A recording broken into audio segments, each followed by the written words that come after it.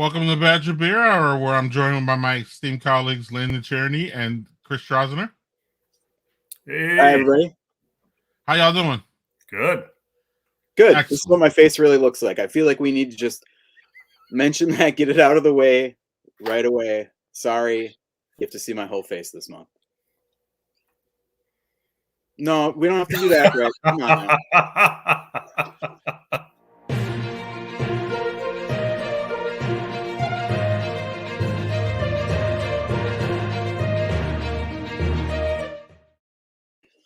Landon, we have some interesting news pieces this month. Chris isn't just going to start it right away.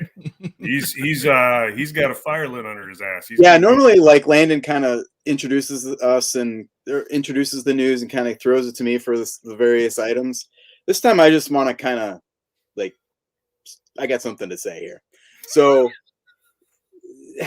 first of all, happy dry January to those who observe, and that's kind of that's the only segue that I'm doing. Okay, so back on January 3rd, we're going to talk about this.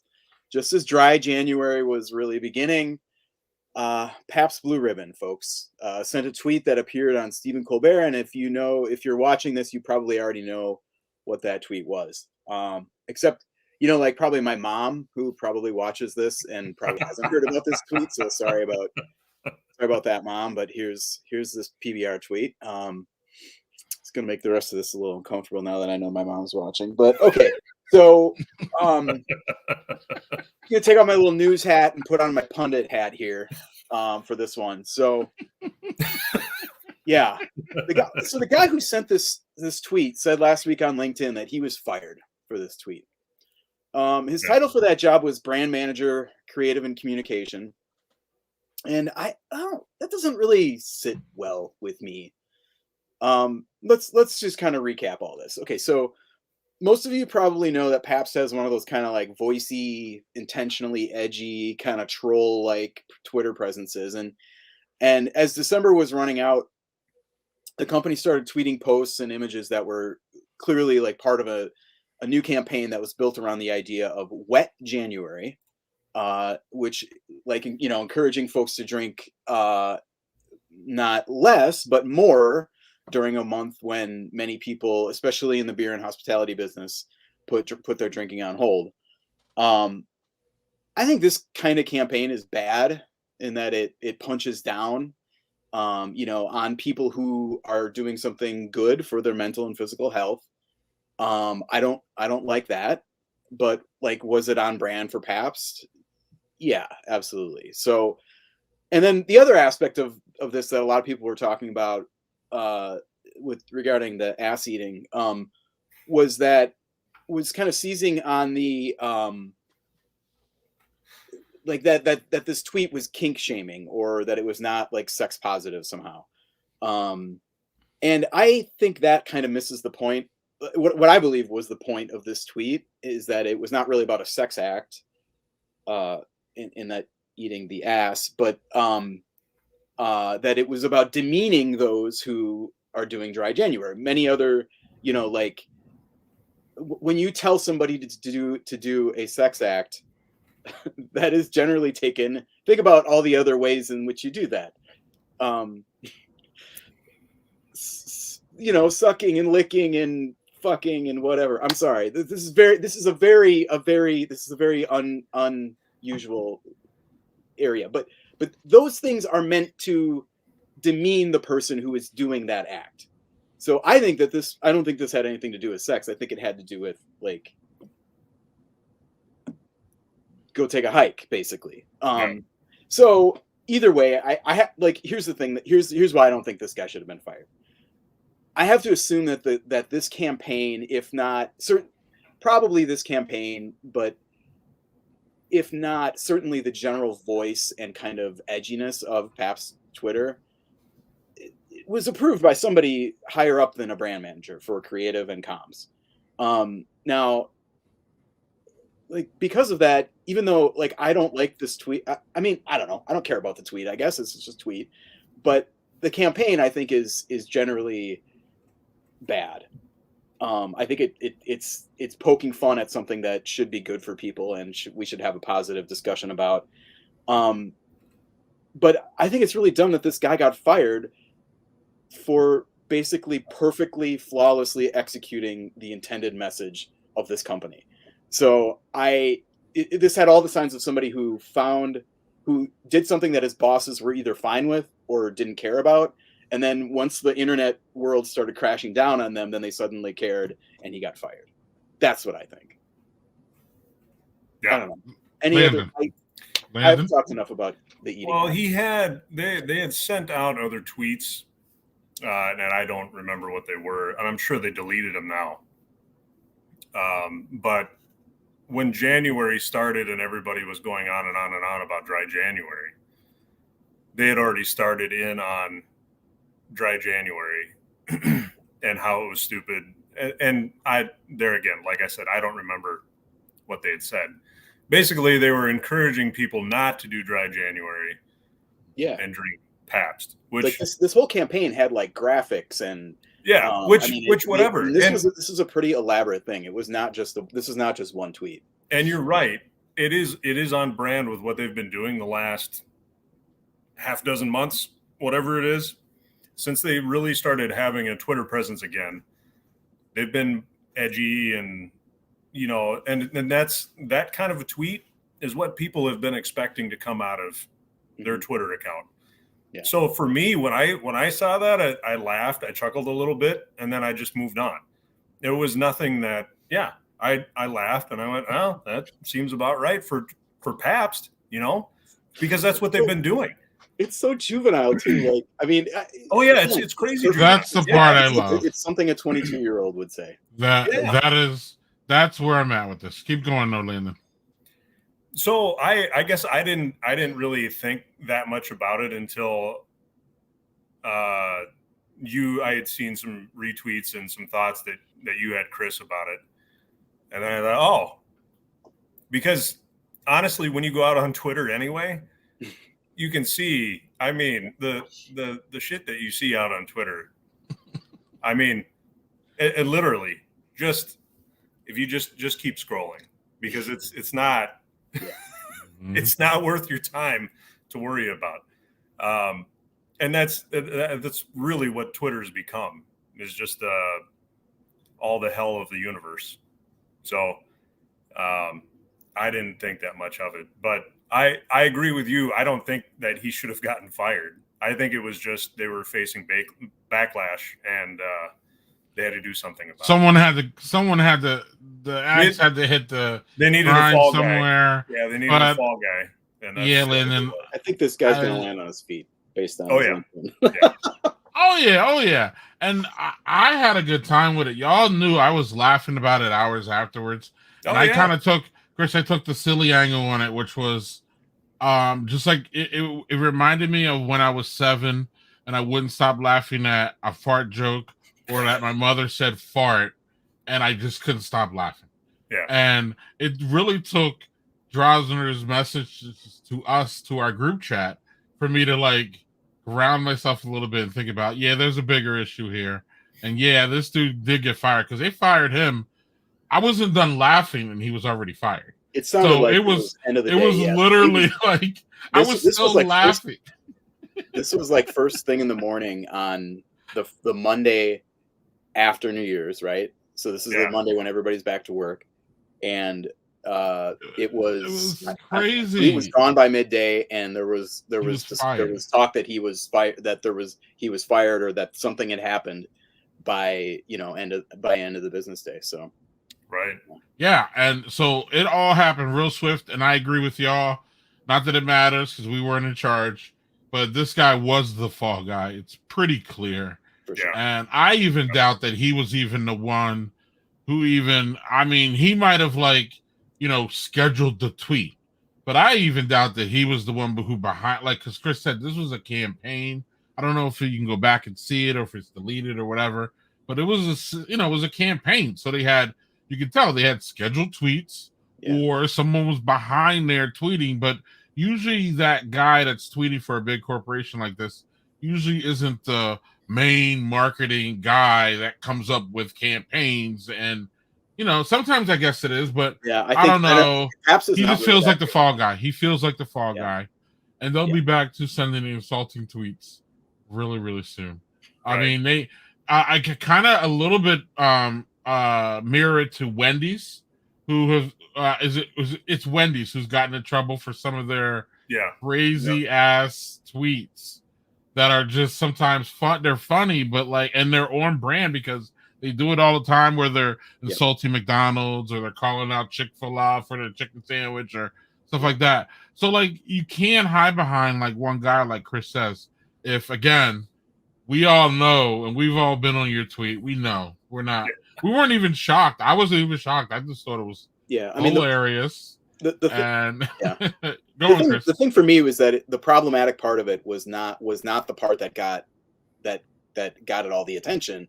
The eating ass part was the part that got it all attention, and I think the underlying kind of message of Dry January, come on, was the real problematic part. So no, that's all right. That's so we've spent almost 12 minutes on eating ass. So we'll move on.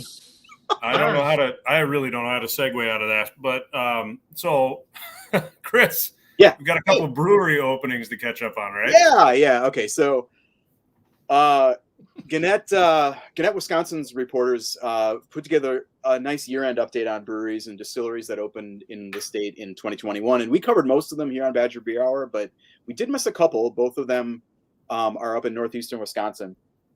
New Denmark Brewing is the beer branch of a burgeoning little beverage empire that includes Duck Creek Vineyard and Winery and Denmark Distilling. This is in a little complex between Denmark and Green Bay, right along I-43 there. Owner Jim Pletz added his house brewed beers to his offerings this fall, and he's also growing some of his own hops as well. Not far from that area is Manitowoc, and that's where Will and Cassie Schneider opened up Sabbatical Brewing back in March. We missed this one by quite a bit, guys.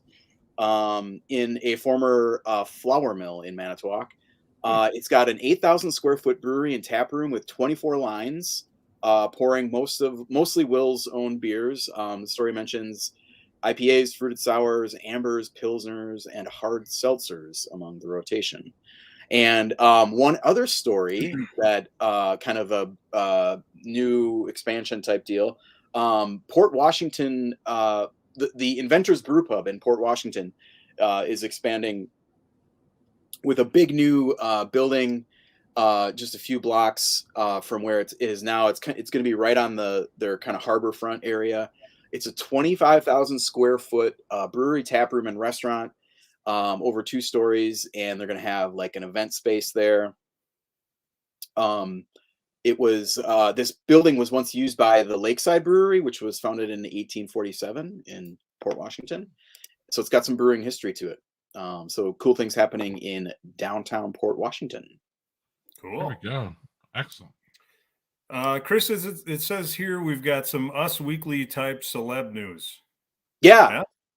Just a few days before everybody was talking about PBR's eating ass. I'm gonna try to say that phrase like in every segment today. That's a good I know idea. I'm gonna work it in with Ryan, but maybe he's got some ideas on that. Betty White died, right? That was sad. Year's Eve. R.I.P. Queen. Absolutely. How is this remotely Wisconsin beer news? I know. I can read your minds. Well, you may know that Mineral Point has a tangential connection to Betty. Her last husband, the one that she's like 99. So she's had a few. Was from Mineral Point, which is in southwestern Wisconsin, and she had visited there at least a few times. So at Commerce Street Brewery downtown, there's one of those beer boards where you could, buy beer for your buddy or a teacher or anybody named Pete or whatever, how they work. Well, a few years ago, people started buying beers for Betty, and it became like a thing to the point where they had like dozens of beers waiting for her. And then this really became a thing after her death. And then it really became a thing after an NPR story about a week after she died and everybody, and then by then you could like buy beers online for her and stuff. And what owner Mike Zupke is doing is donating the revenue from all these, they're literally buying these beers for that will obviously never be claimed. He's donating all that money to the Iowa County Humane Society and some other local shelters, which of course, if you know Betty White, is a cause very close to her heart. So how much are we talking here? By last Friday, when I checked this out, they had the count was up to 524 beers for Betty. That is more than 62 gallons of beer. That's 2 barrels and over $2,600 for the animal charities. So that's awesome. Is very cool. Good on everybody for Betty White beers. Absolutely. Excellent. Great story. I also like that they did this without actually like making a Betty White beer that has her face or something on it, because it's a little icky, and like, are you giving? Absolutely. So that's absolutely. Or just slapping, or just slapping her presence on a beer that you just want to sell. Yeah, like I mean, we've seen that with political figures lately. Out of some beers made in Wisconsin, lots of stuff. No way. I did it again. Any more news, Landon? Yeah. It says here we've got some Wisconsin beer news by way of California and Illinois too. Yeah. So this is kind of a weird one. Last week, Molson Coors announced that it was discontinuing its St. Archer Brewing label, which I don't think was ever distributed up here. But this is a San Diego brewery that was founded in 2013. And then acquired by the macro brewer just like 2 years later. So this is in the thick of the craft beer buying spree that happened. This brand is being the brand is being retained by Molson Coors, but mothballed. And the brewery is what was actually sold. So this is a nice, I guess. I mean, it's less than, I guess, 8 years old ish. Brewery this is in the Miramar area of San Diego, so not far from Ballast Point, AleSmith, a bunch of other breweries you probably heard of or know. And that facility was acquired by Kings and Convicts, the once tiny Chicago area brewery that you probably only know because it acquired Ballast Point from Constellation Brands 2 years ago in probably the most shocking brewery deal ever. Maybe Goose Island was probably because it was the first, but this is like so weird. They're so small, and they bought this huge national brand. So back before that deal, or back before this current deal, Kings and Convicts had made another splashy announcement. In 2019, it said that it was building a big destination brewery complex, complete with hotel, banquet hall, restaurant in Pleasant Prairie, Wisconsin, just over the state line from Illinois. And in his story on the St. Archer acquisition, Josh Knoll from the Chicago Tribune reported that what seemed fairly obvious at this point, that nothing has happened in Pleasant Prairie. He confirmed that Kings and Convicts plan to build a new brewery in Pleasant Prairie had been scratched in favor of, obviously they're buying things that exist instead of building fresh. So Kings and Convicts, we hardly knew you. And boy, I'm gonna miss that.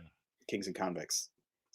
So it seems like they've got a lot going for them. Okay, since we're talking about national brewery acquisitions, I do think we should mention the other one that you may have heard about last week.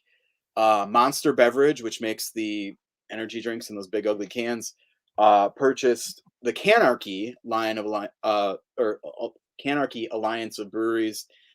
This was a bunch of former craft breweries, including Oscar Blues, Cigar City, and 5 other mostly kind of regional breweries that had been kind of put together under that banner, and then they ended up being bought by a hedge. Is it a hedge fund or fire? It's called Fireman's Capital, and so it's like a I don't know the term. I think it's a hedge fund. I think it was bought. They were bought by a hedge fund, which obviously means that they're not going to be kept for very long. So now we know the outcome, and that's being sold to Monster Beverage. Might not be the last acquisition of these brands, because Monster Beverage seems like it's ripe for the plucking for a larger beverage brand as well. Well, and I think kind of reading Coke the tea leaves. doesn't Coca-Cola have the largest share of Monster? That's correct. Yeah. So maybe Coke will be making. I could think of maybe they could do some collabs like Cigar City, like Hunapu Cherry So Coke you don't variant. you don't buy the whole soft drink trying to diversify line? Sure, I do. I Possible. mean, that makes sense. Yeah, I don't know. That's kind of the PR that's surrounding that whole thing. sure. I mean, So nobody's drinking. I mean, Topo Chico hard seltzer we got now. I mean, the world's crazy. Yeah. Maybe we could ask. right. Oh, Yeah, and and I that, didn't know what to think of that one. But yeah, what's going on, Chris? I was just gonna wrap up the news segment, but I don't Okay. want to cut you off. Wrap it No, up. no. And that I'm just is your January Badger Beer Hour news. and bye.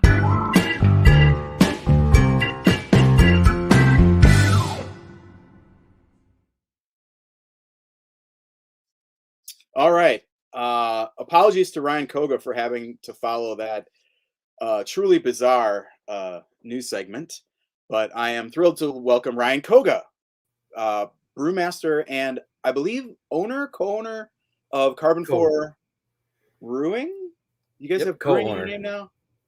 Brewing, yeah, Karben4 Yeah, Brewing. you guys know Karben4 out of Madison. Happy anniversary, Ryan. Thank you very much. Is it going to be served with a hot plate of ass, too? Yes. From the chat, I wasn't sure if you're talking about donkey steaks or something else. So, all right. Okay. Well, or the salad bar. Happy anniversary and happy birthday to your youngest, who had celebrated his third earlier tonight. That's very cool. Yep. And congratulations to you on your 9th year with Karben4 or of Karben4. Thank you very much. I appreciate that, Chris. You were, you were there right at the beginning when we were brewing Silk Scorpion. I think you were there on like Silk Scorpion Brew Day, like very, very beginning, the first time I met you in person, when we only had 3 tanks in the back and it was just me brewing. And it's a long time ago, man. It's pretty much a lifetime ago for me. Yeah. In brewery years, I don't know if it's like dog years, but for me, it feels more like 40. Yeah. 40 years. What stands out when you look back on, like, what are the key things that you think about when you look back on those 9 years?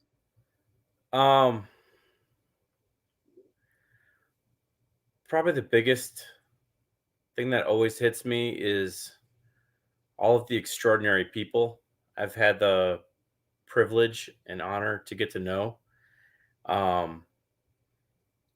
Like first and foremost, everybody on my team, and that's been on the team at K4. You know, a lot of people when they talk to me or they say, "Hey, great job there," I'm the first person to say it's my team, because it really is. It's a group effort. I depend on them, and it's a privilege to get to work alongside them. And beyond that, the multitude of people I've met on the periphery, some people that are very close friends of mine now I met through the brewery. I met my wife at the previous brewery I worked at in Montana. So there's always that. But, we just made a lot of relationships and a lot of connections, and had the privilege of getting to know a lot of people in this community, in the Madison community, and to do something in my home state, something of worth. And I think that's probably the deepest thing I take away, is just all the people and relationships, which is what makes a brewery anyway. We've made a lot of cool beers. I've learned a lot of things. I had just enough knowledge from the first brewery I was at, which was Yellowstone Valley Brewing in Billings, Montana. I was doing a lot of the maintenance, fixed things, did a lot of stuff there. But I knew how to turn on and off the boiler, but at K4, we've had to replace the boiler, replace pretty much every underlying part of our brewery. We've had to replace boiler, compressed air, just everything, right? So each time something comes up, I've had to take a really deep dive down to make sure that we're spending the few dollars that we have wisely.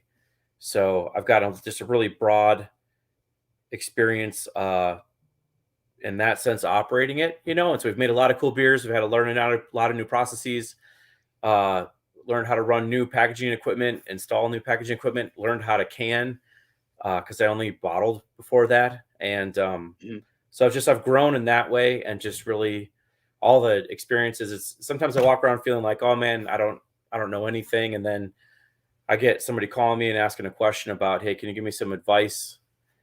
You know, can you think about this or that? And all of a sudden, just like the answer is there. And I think to myself, there's no way I'm worth anything. And then all of a sudden it's like, oh, I'm always not amazed, but surprised sometimes by the knowledge I've retained. And, first and foremost, I would say all the people, whether it's just the extraordinary people at the 115th,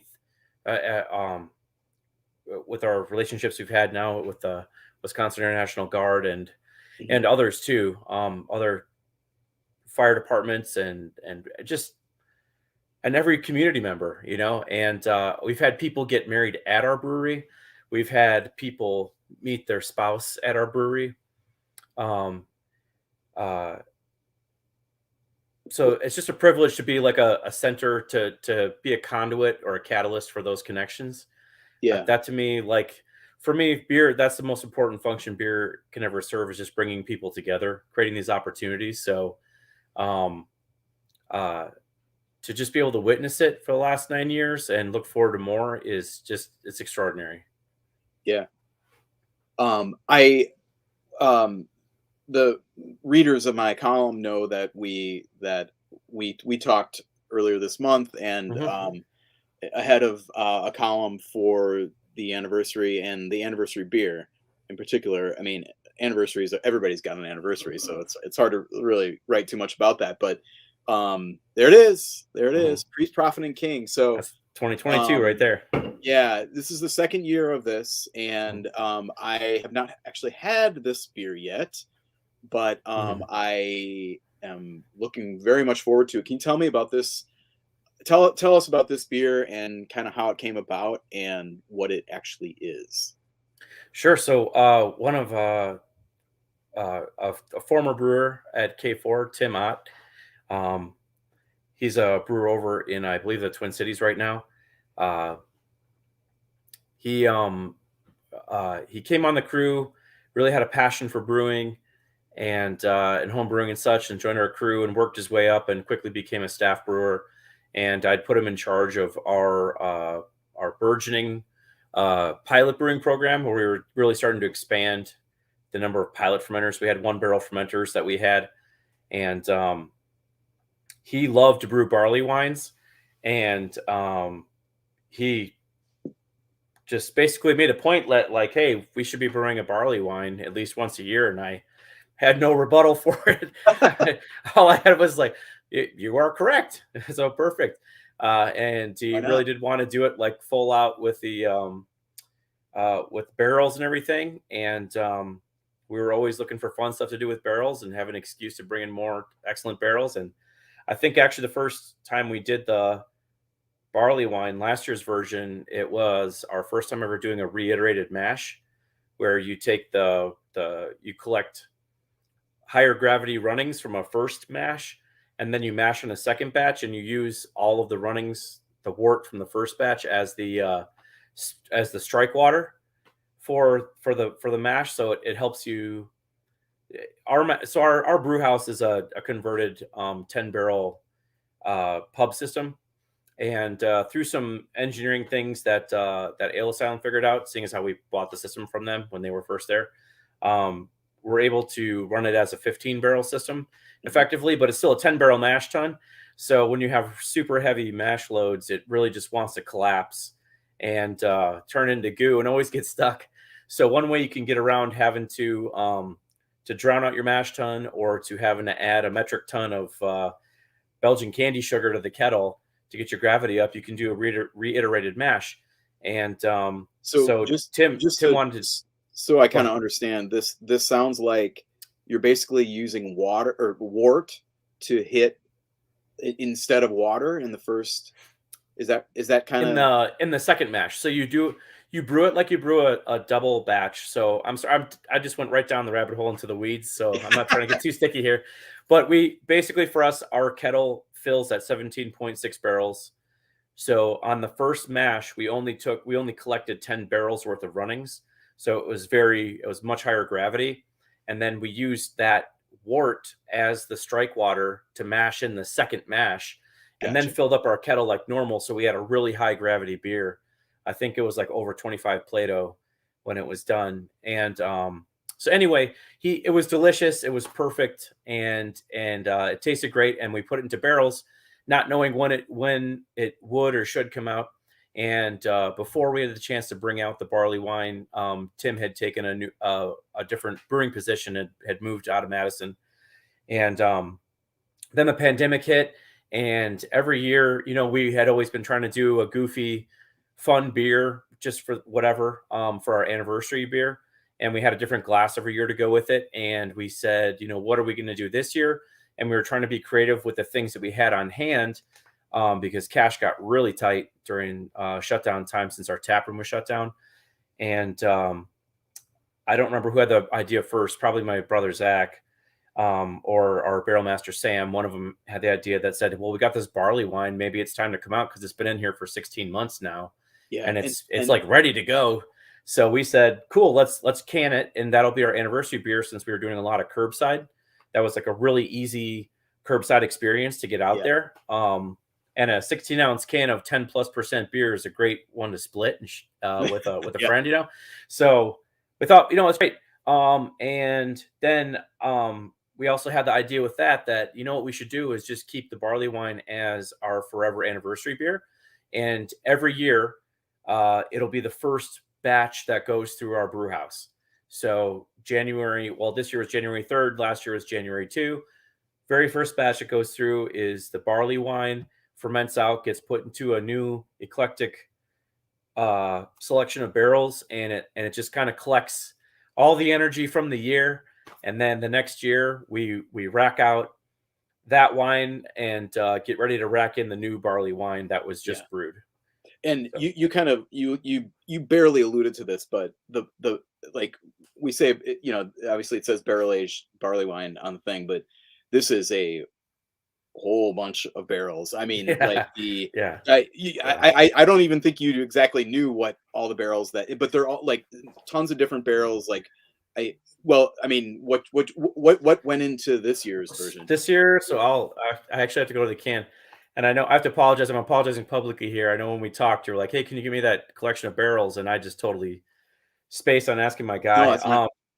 Because we're doing like renovations and stuff right now. I'm like, it's a lot. I mean, it didn't even really matter because there's like to get that granular because there's so many different ones that and the crazy thing, at least in my my 2021 cans, is that if you look at it and say rum barrels, and you're like, yeah, okay, rum, then you pick it up, and then like brandy, and it's like, there's that kind of vinous. It's extraordinarily complex, and just a super fun beer. I've had when I tweeted about this last year that hey, there's this like bomb barley wine just kind of sitting over at Karben4 right now.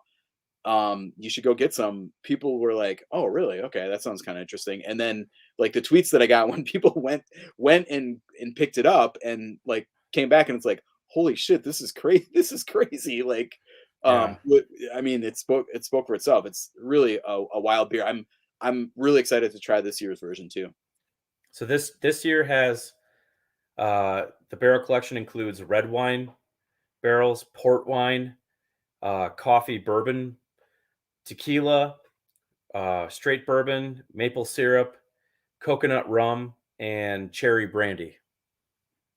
So it's fun to like take the mix. And, I mean, when we first picked out the eclectic mix on the first run, we thought that it would probably have to have some kind of a bespoke blend that we would really want to choose portions and pick a profile. Yeah. And my lead brewer, my barrel master, Sam Coling, he was playing around with it a little bit. And he would come up with like 8-9 little sample glasses and put it on the Just from on the going from barrel with the He thief. would bring it in a packaging line, and I thought, oh man, there's no way I'm gonna be good for anything after this. Every time, and we'd be sipping and tasting and sipping and tasting, and I'd usually say, hey, I'll follow your lead. Like, why don't you hit it off, and I trust you. And what it came down to in the end when he did that was he did a blend of equal portions of all of them, and it was just the best version of it all. So we thought, let's just keep rolling with it, So every year you still test individual barrels, and if something's wrong or it doesn't seem like it's gonna land right in the mix, like we'll make editorial moves if we need to. But for right now, between the first year and the second year, it's just been spot on. Yeah.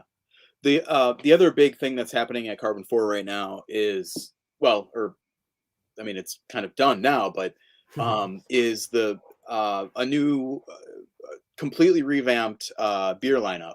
Of course, the Fantasy Factory is not going anywhere, but you got 2 new year rounders and then a couple different series of beers that's going to be rotating through.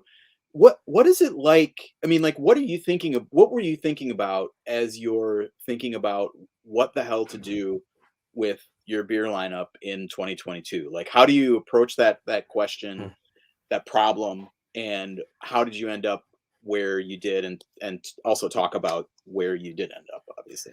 I think you nailed it with the what the hell am I going to do? That kind of encapsulates the thought. Was like, man, we've tried a lot of strategies. We've tried to overanalyze and underthink at times, and get strategic.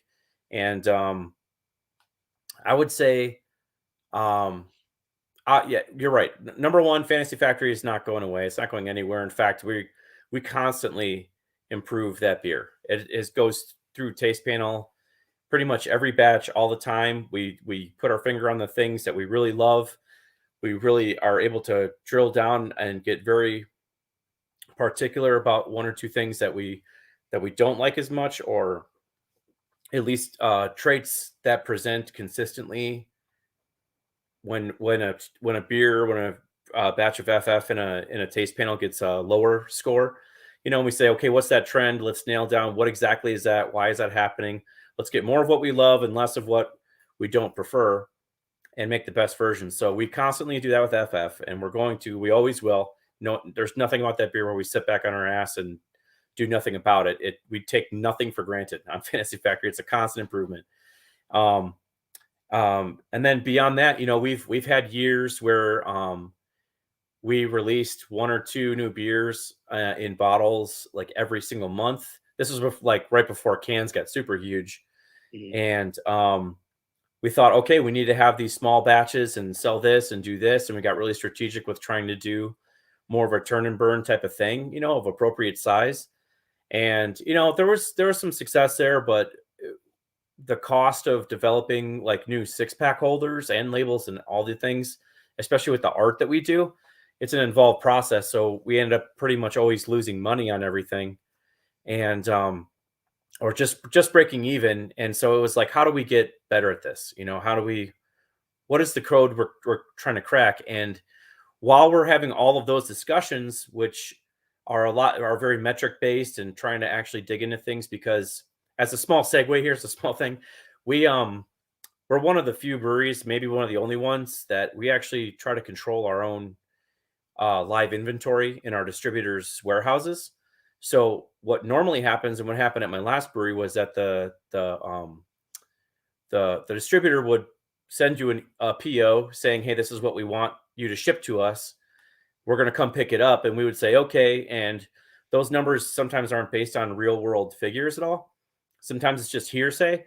And in fact, it happened early in our business where we had something like that happen, where they wanted a like night call way back when. And it was like, it's running out.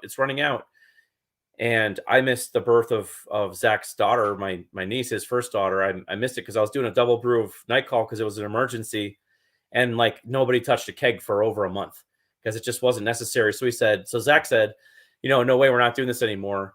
We're going to control our own stuff. So we actually go in every Monday and harvest all the data out of the system to say what's selling, exactly where and how much, so that we'll revamp our production schedule to match what is being sold in real time, so that we're only brewing the beer that needs to be brewed. and it helps keep everything fresh. It helps keep cash flow better for us and distributor. And I tell you this story so I can tell you another story, almost like a Bill Cosby moment. You know, I told you that story so I could tell you this one, but without all the raping. Yes. The point is that when we see things moving with a lot lower velocity in stores or through our distributors' warehouses, we're talking with them every week. You know, we're telling them what they're going to come and pick up and why. And so you, we say, you really got the finger on the pulse of what your beers are doing out in the market. Exactly. So like sometimes we'll say, hey, why isn't this moving there? And then we'll drill deep down into it and say, oh, hang on, why do these pick and saves on this part of town have this beer, but these ones don't? And it helps us to kind of really control things. So when I say that we're being data driven, we're really trying to be data driven. And so that affects your seasonals too, because we're watching sell-through rates and saying, you know, what do people want? What statement do we want to make? Of course, you know, like, well, how do we be true to ourselves? But then also, how do we keep it fresh and the best version of it for our consumers? You know, because with Fantasy Factory, that's been the thing from the beginning. Is everybody knows IPA is dying as soon as you make it. It's already on its way to death. So how do you get the best version of it to your consumer? Well, that's how you got to control that chain. And in fact, I think Zach's actually given a presentation for the MBAA for the Milwaukee chapter tomorrow evening on this very thing, like controlling your own inventory. So anyway, so there's this live discussion. What are you going to do? How are you going to do it? And parallel with all of that work is the fact that, when we opened our doors, there was 1,800 breweries and now there's 9,000 in operation. And when I first started being a brewer 15 years ago, I think the way the code that was cracked for how to run a successful brewery, you had maybe 2 or 3 models, and that model seemed to kind of change every 4 years, 5 years. And we talked about this in my interview the other week, right? Nowadays, sometimes what changes is how to do it is like changes every 4 to 6 months. And before you can even react to, is this a trend or is this something that I connect with? That, yeah, maybe it's trendy, but that doesn't matter whether I connect with it as a brewer and I should pursue it, because you want to stay true to it. You don't want to just chase things for the sake of it. Right. That's not giving your consumer, your customer, your best version of you, and you're asking them to invest their dollars, which is an exchange of their life force to get those dollars, right? You're saying, I don't want you to invest time and the opportunity to drink our beer is a night that they can never get back. So we're always trying to show ultimate respect to you, your time and your money and your life. So how do we best do that? And kind of what we came around with this year was, we want Fantasy Factory to be like Wisconsin's IPA. Like if you're in a bar, you got to have like Spotted Cow, Fantasy Factory, and whatever else, but that's where it should start in Wisconsin as well, how we feel. And then we thought, what other beers do we want to do that we haven't done before that we think are a good version or that we would really like to drink? And after a lot of deliberation, we came up with adding Hawk Jones as a session IPA, the type of beer and a kind of beer and a recipe that we love to drink and enjoy personally. And then doing Midwesty as a super crushable Pilsner. There you go. There's that beautiful label. So that is our new core lineup. And that's not to say like Lady Luck was one of my favorite beers of all time, one of my favorite recipes. And that's not to say that things that we've done in the past won't ever come back and won't come around. It just when we look at those sales trends and those data trends of sales, they're just not. They can't occupy as much of our throughput on our brewery. So we're going to have these as a new core flagship lineup that we think connects really well with our neighbors and our friends and the people that we love to live nearby in the Midwest and in Wisconsin. And then after that, we have the 2 rotating programs. The one is the Happy Fun Time, and which is a way that we can chase hype beers and trends and do our own version of stuff. And then the other one, which is the World Beer Tour, where we just get to the things that got us into beer in the first place, which was the discovery, the discovery of culture across the world and being just pick a place. What beer is awesome there? Let's do our version of it. Let's just try to nail it. And then Happy Fun Time was our chance to do like, hype beer, fun beer, fruited sours, just whatever. We have a cool stuff coming up. I think I'm going to make a fruited tea beer coming up. We have some other ideas that we're just things we want to chase and have fun with too, but in a way that with the canning now, it's less money for packaging, so we can afford to do smaller, quicker batches. Yeah. But I'm rambling now, so I want you to divert me somewhere. One of the things that struck me when you were describing this a couple weeks ago was the frequency, in that these are going to be both monthly drops. I think Happy Fun Time is Beer Tour the first of the month, and then Happy Fun Times is third week. Correct. Yeah. So I mean, and then every month there's going to be potentially 2 new Karben4 beers coming through, and they won't stay long. But I mean,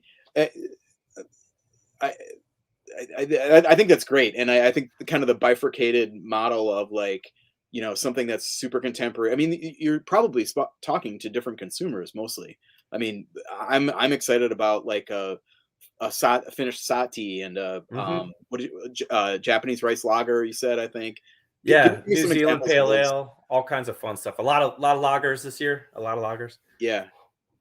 But really, like, beers that you don't see on the shelf very often that are fun, and you kind of, I mean, I'm of the view that like if I'm seeing these breweries or these beers from certain breweries, I'm going to be like, yeah, okay. But like, in Karben4's hands, I kind of feel like, yeah, let's give this a whirl, for sure. So, yeah, we, like you just nailed it too, Chris, there. Cause, what the data is kind of, because we're doing what we do for controlling inventory, we're talking to all of our distribution houses regularly every week. And so we're always asking their advice, what do you think is going to work here? Like, because we don't want to send you stuff that's going to go to die, that we just have to take back and shuffle around and shuttle to different houses. Mm-hmm. So, this helps us as a company get streamlined and to keep the freshest beer in the best places, because in certain markets, like way up north, our flagship beers, like we might only care about placing, it's like we might only get 3 shelf spots, and we'll say, these are the ones we want up there. And the ones that are more turn and burn, we want to be fresh and go anyways. And it's like, well, that's kind of like a Madison, Milwaukee type of market thing, that's just like ready to go. So we're trying to maximize or be efficient about each market that we're in to serve the customer there and the consumer based on what they're purchasing. We're trying to serve them best and say, we're just going to give you more of what you want. And every once in a while we get to send fun stuff too and say, we can do other stuff. But if all you really care about is knowing that, hey, I'm up north at the lake, I just want a cold pack of FF because it just never disappoints me. Yeah. And it's a part of my like ritual. Awesome, dude. I'm so honored to be a part of your ritual. And I just promise you it's going to be the best one we can. And if there's ever a problem, like it gets sent to me personally, and we'll try to personally respond to it and make sure it's better, the best part of your ritual. But but yeah, I'm being prodded by my handlers to get to the spotlight. So Ryan, can you stick around? You can stick around for the beer spotlight, right? Oh yeah. Okay, great. Run it, Greg.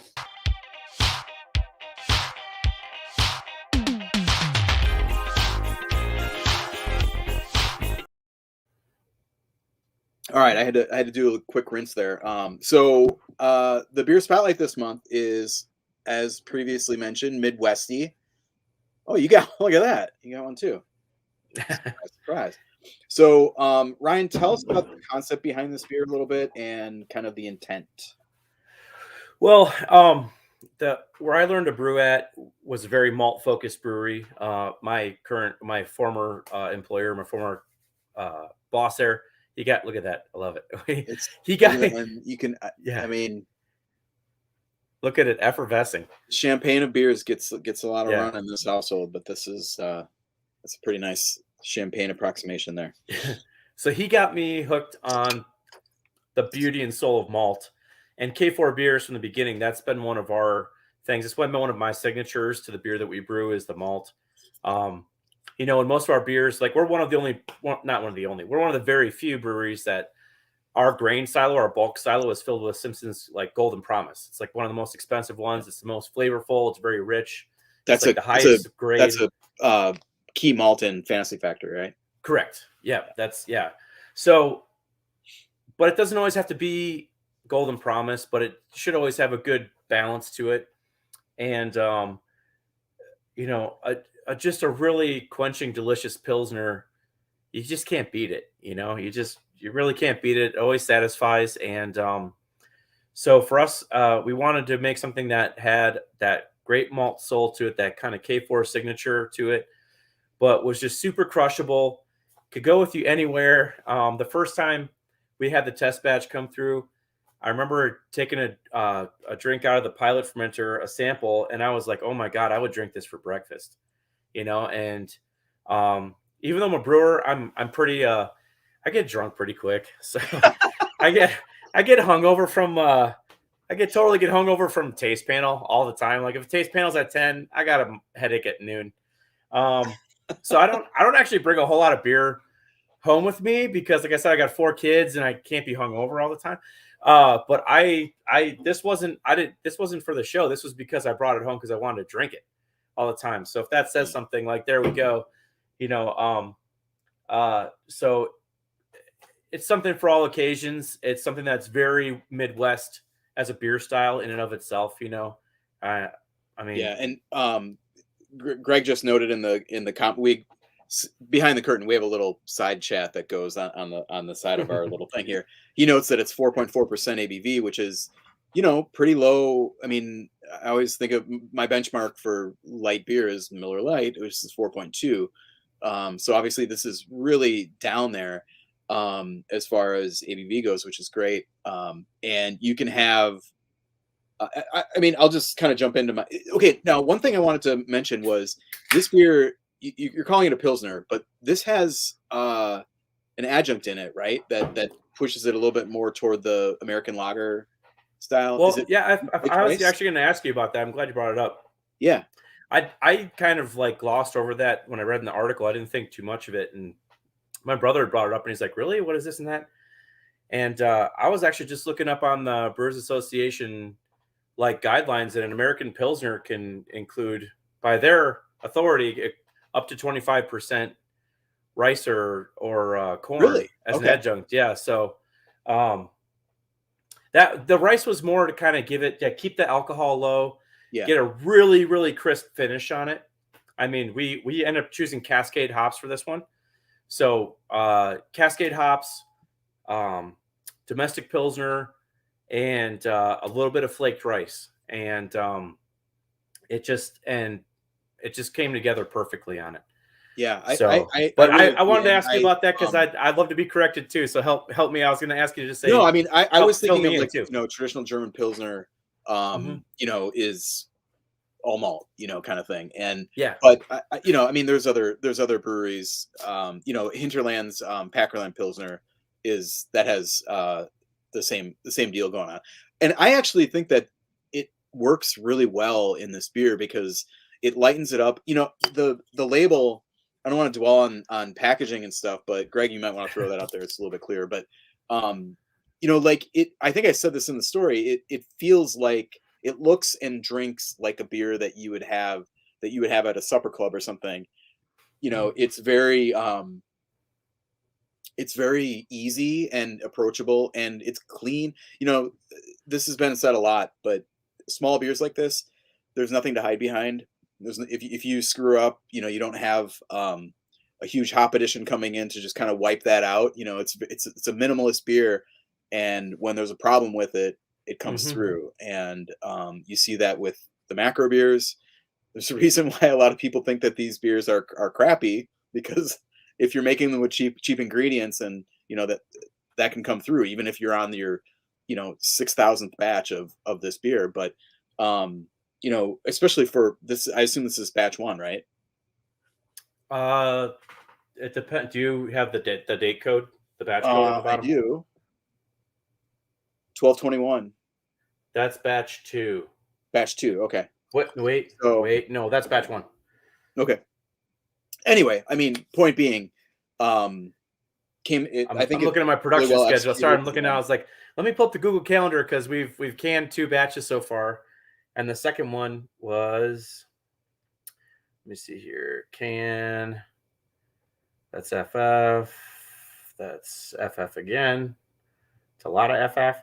The second one was canned on January 2nd. It says batch 1. Yeah, you got batch 1. Really nicely done. I mean, it's the kind of beer that you can just you could easily have. I mean, maybe not you, no offense, but 3 or 4 in a night, and not be put out. Yeah, definitely. So. That was probably a part of it. Maybe a little selfish move there, but I works think out. It works yeah, out. to kind of like sew it up. Yeah, as like a takeaway is that when I started as a brewer 15 years ago, it was at the very beginning of the hop nuclear arms race. Like how hoppy could you make something? It's like IPAs were really starting to take off. This is like right before Ninkasi even opened, and everything was like, how hoppy could you get it? And all anybody cared about was IBUs. How many IBUs? How many IBUs? Oh, 130. Oh, just melting your. And then it was like, oh shit, like barrel-aged beers, how much alcohol could you get? And everything. And it took everything to these edge cases and extremes.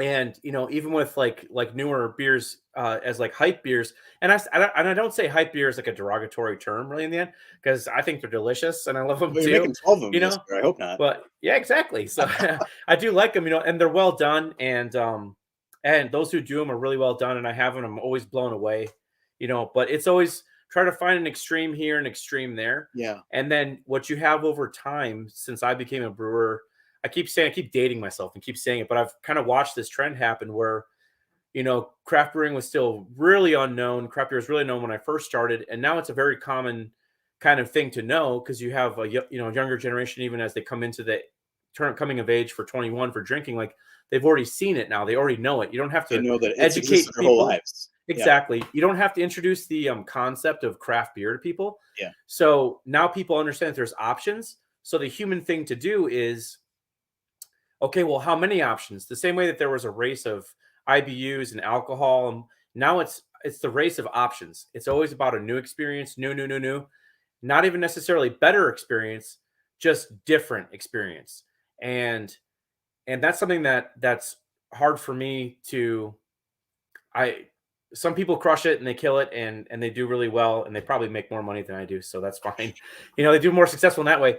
But for us, the beers that we chose, the ABVs that we chose, they were about saying like, okay, who are we? What are the things that we like? Do we have to have this race or that race? Or can we just create some really awesome core beers that are really well crafted by people who really, really care about what they're making and what they're doing? And it lets our customer have a reason to be like truly deeply loyal to it when they find it, is that we're trying to speak right to people's hearts and put our best foot forward. And, we make high ABV and we may do this and that, but there's always a balance. We're always trying to make something never for like the flash and the flare of it, but, something that's just a little bit deeper. And that's what we want to hype, Awesome. Ryan, thank you. I know that you like to talk, so I knew that you were a natural for this. And you did not disappoint. But no, I say sorry that again. Sorry. I say that from a good place. Thank you so much for coming on, and cheers. Thank you. Thanks for the invitation. I really appreciate it, Chris. And it's always a pleasure getting to talk to you. All right, looking forward to the World Beer Tour. I'll be seeing you around the bottle shop. Awesome. Perfect.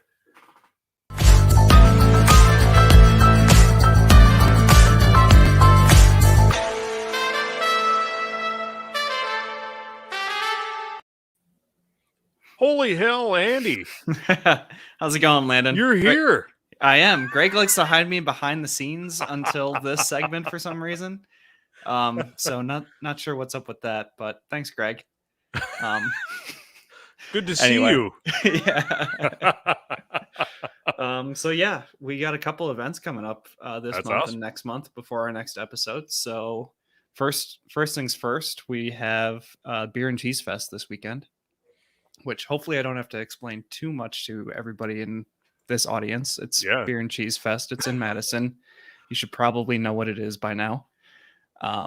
So yeah, tickets I think are still on sale for that if you haven't gotten them already. They are requiring vaccination, so if you haven't gotten your jab, you shouldn't be going out anyways. So Yeah, it's becoming a thing. It's yeah. it's a big to do in the Twin Cities right now. So Yeah. It's free. Get the Yeah. shot. Like, Yeah. it's not that hard. Anyway, my opinions on that aside, we also We have digress. we have Third Space is having an event next Saturday on the 29th. It is their Ice Bear Fest. So every year they do a big release for their Ice Bear Baltic Porter, and release party and everything like that. So they're selling a $20 pre-package right now, which gets you $1 off beers all day and some free included swag. Sweet.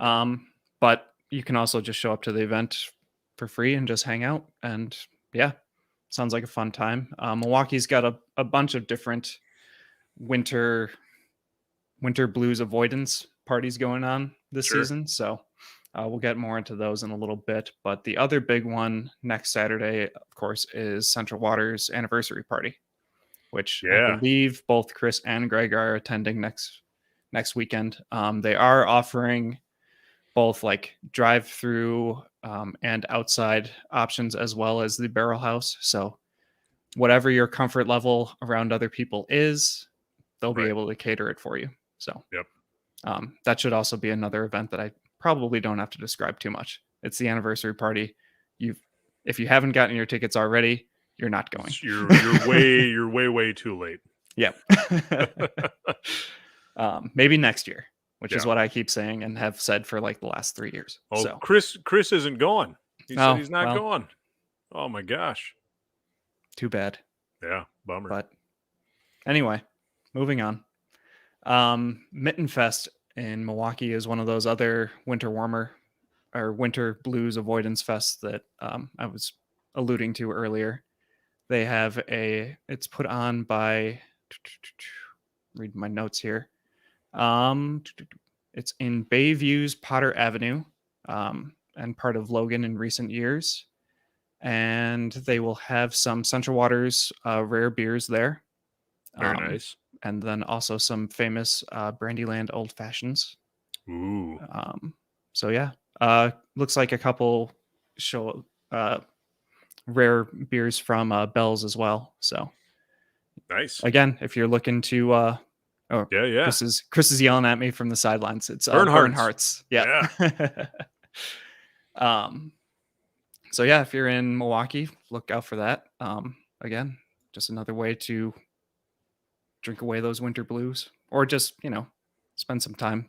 I would imagine that there's plenty of NA options there too. Sure. So, and then the last one here that I'm going to get to is just getting into the Valentine's Day season.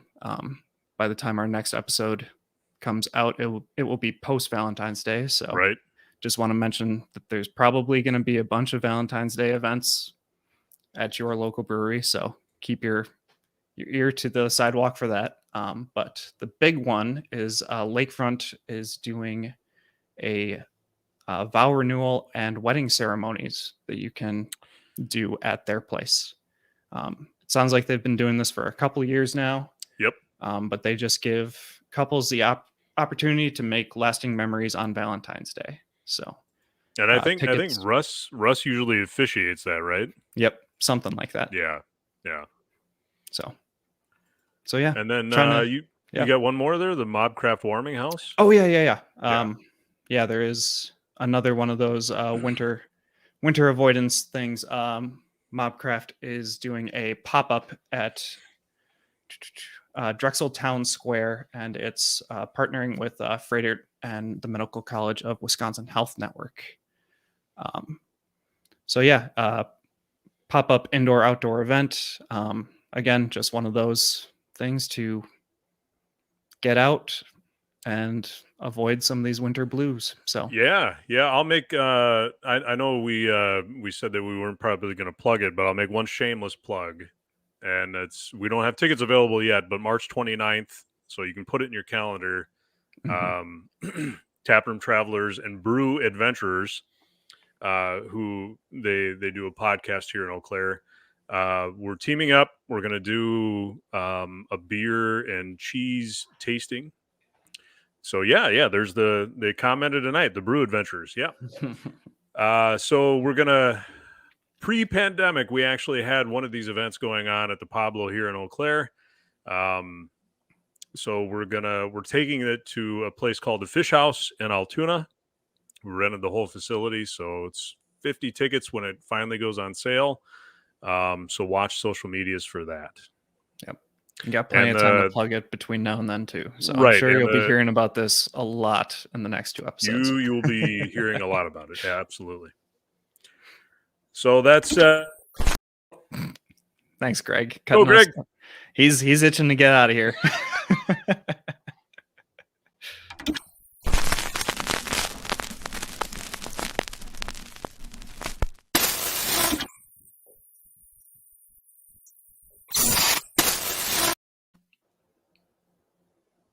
And you're muted. Oh, buddy. Wonderful way to mute myself here at the end in here, but fantastic interview, Chris. That was great. Ryan's a great guest. We want to thank you for that. In case you can't tell, I had nothing to do with that fantastic interview. Right. Ryan's a good talker. Absolutely, and I can't wait. I was saying in the back, in the green room there, that I can't wait to get my Karben4 curbside. I haven't really looked at the website recently, but man, they got a whole bunch of different ones that I want to try. And y'all know I'm one of those guys that wants to try every damn beer that they have. So I'll be trying to do that under a decent price. It's going to be difficult though, but I don't really care. Andy, thanks for the events. It sounds like, things are cranking up here, even a little bit in the winter. I know it's the winter, but like it just seemed like last year there were no events to talk about, and it seems to be ramping up. So I hope that is good for our breweries. For sure. Any other parting shots here before we get out of here, fellas? Support local. They're still struggling. I know that we're what, 2 years into this. We're not out of the woods yet. Right. So do what you can. I know it's a hard time for everybody, but yeah, and if you can, do like me, do the curbsides. If you don't feel it's safe to go in, do the curbsides. If they're not offering on their website, call them. They'll bring it out. Yeah. I don't know a brewery that would not bring it out. I mean, maybe y'all can tell me one, but if you would call them and say, "Hey, I'm just going to pull up. I'm here. I want this, and this. Here's my card." They'll bring it out. They'll work with you, right? So and tip like you mean it. Tip like you mean it. But there are many. Karben4 has it there. I just checked, so they're still doing curbside. Some of these breweries have taken their curbside off their website, but in my opinion, it doesn't mean that they're not still doing it, or they don't still want your money. They want your money. They want. What'd you say, Chris? I was gonna say, honestly, if you're gonna go into a grocery store and spend half hour in there, I mean, if you mask up and just run in and grab some beer to go out of the cooler, I mean, buying direct from breweries makes a huge difference in their bottom line. I think we talked about that in a previous show, but that's like the difference between buying a 12-pack of Mixed Fantasy Factory at your grocery store versus pretty close to the same price at the brewery. If your goal is to support local, there's such a huge difference in buying at the brewery. So let's just encourage people to do that. And Ryan was talking about this too. Freshness. I can't stress to y'all how much expired beer I've bought recently. And it just really, I should know better. And I just get into the bottle shop and I get excited and I want to buy what I want to buy. And generally it's been IPAs. And then I get home and I get on my Friday stream, as many of you seen, and Doug and I are looking at our expiration dates and we're looking into the camera like we're a bunch of idiots. If you buy from your brewer, there's less of a chance that you're going to get expired beer.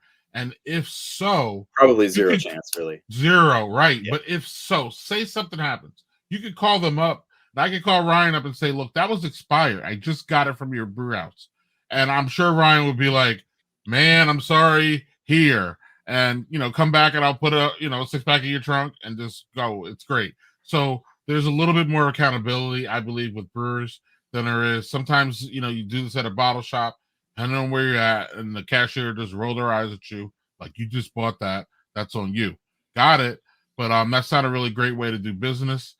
But also though, you're almost guaranteed freshness. So on that aspect.